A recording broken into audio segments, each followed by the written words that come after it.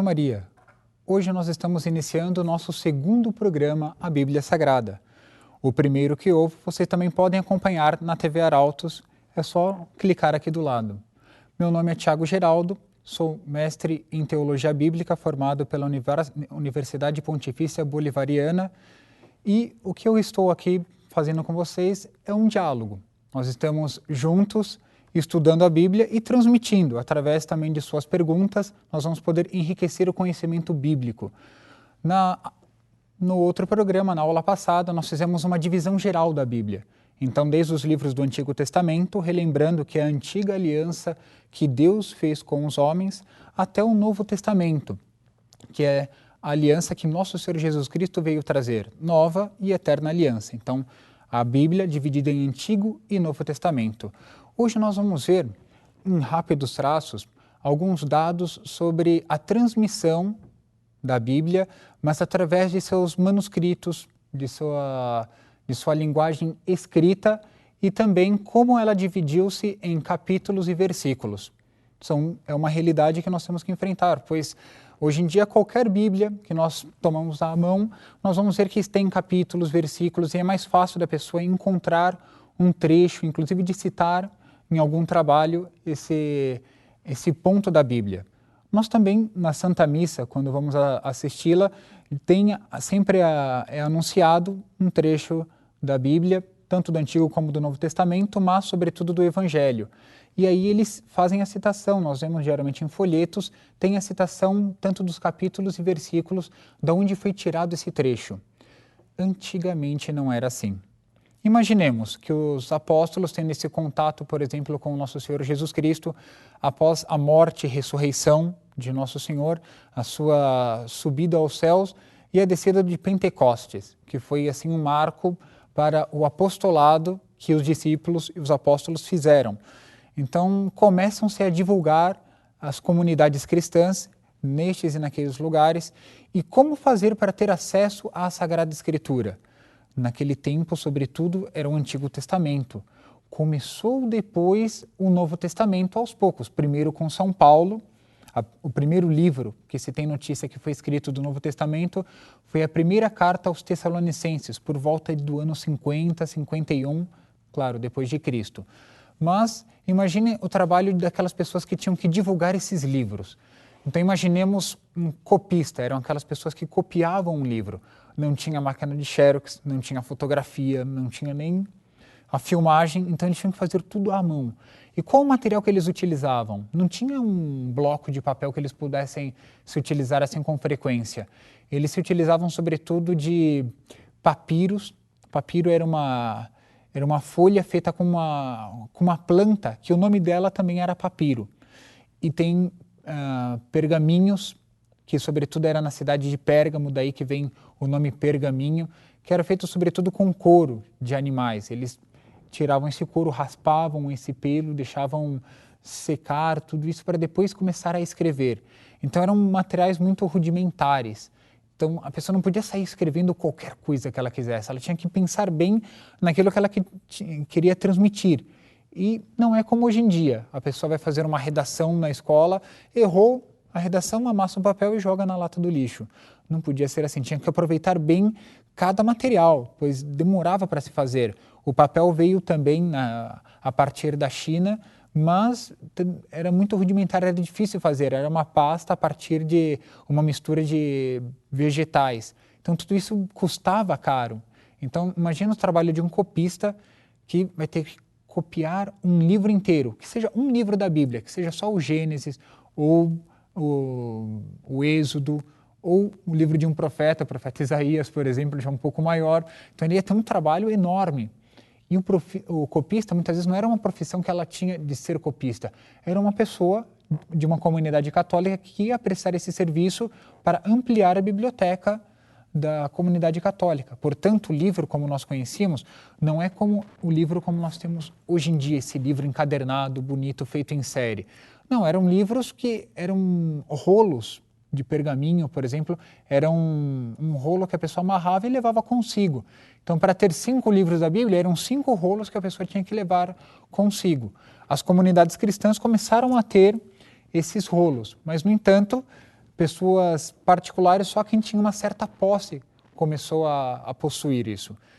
E com o tempo foi se ampliando. É São Paulo que vai pregar na Ásia Menor, então tem que um copista fazer tudo isso. Imaginem só esse copista à noite com uma lamparina, então aquele fogo assim tênue, ele tomando a sua tinta, o seu pergaminho ou o seu papiro, escrevendo. Agora imagine a dificuldade. Se hoje em dia, copiando um livro, copiando um trecho à mão, ocorrem erros, imagina naquela época que não tinha luz elétrica forte, a pessoa está cansada, depois um dia de trabalho onde ela cansou, está fazendo esforço. Acontecia muitas vezes que ele pulava uma linha, errava uma palavra, e hoje em dia tem até uma ciência, que é a ciência histórico-crítica, que vai fazendo o quê? Estudando todos esses manuscritos para chegar ao que era o original, contando que poderiam haver erros, não do que Deus transmitiu aos homens, mas muitas vezes erros do que os próprios copistas, que eram pessoas de fé, mas que estavam cansadas e acabavam errando, por ter que copiar um livro inteiro à mão. Então, imagina que isso foi se desenvolvendo, e não só esse trabalho de copiar, mas também de estudar. A pessoa tinha que estudar esses papiros, esses manuscritos, esses pergaminhos em geral. E quando ia fazer uma citação, olha, eu me lembro que Deus, o Deus de Abraão, de Jacó, de Isaac, disse tal coisa assim em tal livro da Bíblia. Então, a pessoa, para conferir isso, alguém que devoto, que ouvisse isso, por exemplo, numa comunidade cristã primitiva, ou seja, daqueles primeiros tempos, ele ia querer conferir isso. Tinha que ler o livro inteiro. Somente nós vamos ter a divisão entre capítulos e versículos lá pelo século XIII. Em concreto, vai ser um sacerdote que depois vai ser um arcebispo na Inglaterra. Seu nome é Stephen Langton. Pela data, mais ou menos vai ser no ano de 1214, ele vai fazer a divisão atual do que são os capítulos que nós conhecemos, como hoje. No entanto, os versículos ele não fez. Somente no século XVI, o ano 1551, é que um dominicano italiano chamado Santo Spagnini, ele vai fazer em 1528, ele vai fazer essa divisão de versículos, mas que não é atual. A divisão atual vai ser feita por um editor protestante, Robert Stephan, e que a sua primeira publicação parcial vai ser em 1551. A edição geral da Bíblia, como nós conhecemos hoje, vai ser feita em 1555. Eu sei que são muitas datas, mas é interessante, nós vemos, sobretudo, gravar que foi no século XVI em que a Bíblia, com capítulos e com versículos, como nós a conhecemos hoje em dia, foi editada. Depois, claro, com Gutenberg, com a invenção da imprensa, aí a coisa ficou mais fácil. Mas nós temos essa dificuldade sobretudo, antigas. Então, quando alguém for tomar contato com livros antigos, hoje em dia eles já colocaram, os editores colocaram, mas livros antigos, de comentários, inclusive dos padres da igreja, são aqueles primeiros cristãos que fazem comentários da Bíblia, comentários teológicos, comentários apologéticos, ou seja, em defesa da fé. Esses daí vão citar os livros, mas sem citar capítulos e versículos. E nós temos hoje em dia na vida da igreja, nas liturgias, ou inclusive pela internet, ou inclusive estudos que nós vamos fazer concretamente com o papel, através do livro. Hoje em dia nós vamos ver muito essa divisão de capítulos e versículos. Então é muito interessante nós estudarmos um pouco, conhecermos essa origem dos capítulos e versículos e também dos papiros, desses manuscritos que hoje em dia, mais ou menos, essa cifra pode variar, mas nós temos mais ou menos 5.000 manuscritos hoje em dia da Bíblia em que pesquisadores sérios, especialistas das Sagradas Escrituras, estudam e vão vendo através da crítica textual, da crítica histórica, eles vão chegando através de critérios sérios aos originais da Bíblia, o que, contando com erros de copistas ou com uma alteração de pessoas que vão copiar a Bíblia, já quiseram introduzir um comentário, quiseram explicar melhor. Então, esses manuscritos tem variantes, e não essas Bíblias geralmente que nós conhecemos, como a Bíblia de Jerusalém, como a Bíblia que eu tenho aqui à mesa, a Bíblia Ave Maria ou a Bíblia da tradução da CNBB. Essas são Bíblias já para a nossa língua.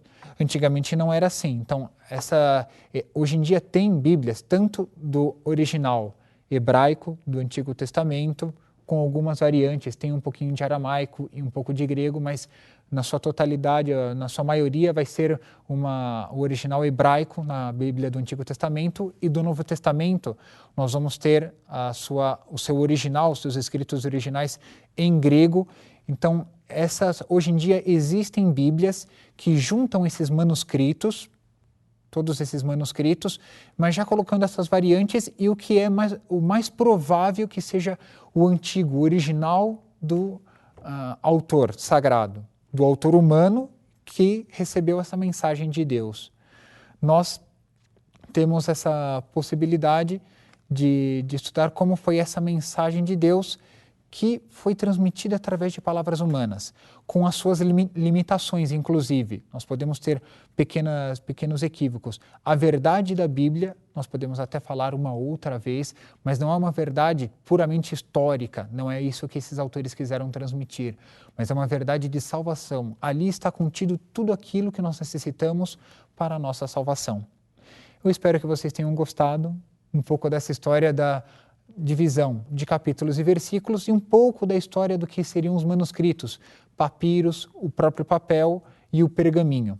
Façam seus comentários, está aqui no botão embaixo, ponham também as suas perguntas, envie para nós nesse e-mail que eu vou transmitir agora para vocês, bibliasagrada@tvarautos.org.br.